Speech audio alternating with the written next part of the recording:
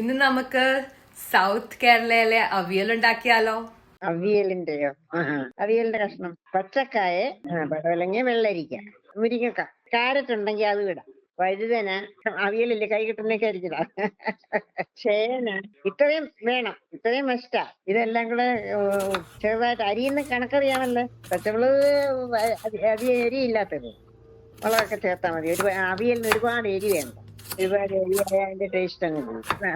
മുരിങ്ങക്കായും തക്കാളിയും ഉണ്ടെങ്കിൽ അത് അതിന്റെ കൂടെ ഏറ്റവും ടോപ്പിലിടണം. പ്രഷർ കുക്കറി വെക്കുവാണെങ്കിൽ അടുപ്പിൽ വെക്കണം. ഇച്ചിരി ശകലം വെള്ളം ഒഴിച്ച് അത് നല്ല മാതിരി കഴുകിയിട്ട് അടുപ്പിൽ ഇച്ചിരി മഞ്ഞപ്പൊടിയും ഉപ്പും കൂടെ ചേർത്ത് ആദ്യം വെക്കണം. പ്രഷർ കുക്കറിലാണെങ്കിൽ പക്ഷെ ഒറ്റ വിസിലേ ആകാവൂ.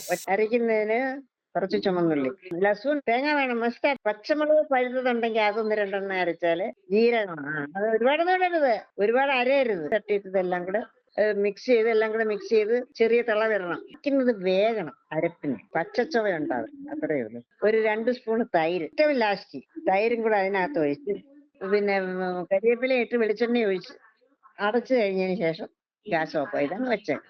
കുറച്ച് സമയം കഴിയുമ്പോഴെടുത്ത് എല്ലാം കൂടെ ഒന്ന് മിക്സ് ചെയ്തെടുക്കുമ്പോൾ ശരിയായി. അതിന്റെ ഉപ്പ് പാകം നോക്കണം, അത്രേ വേണ്ടി. അതാണ് അവിയൽ.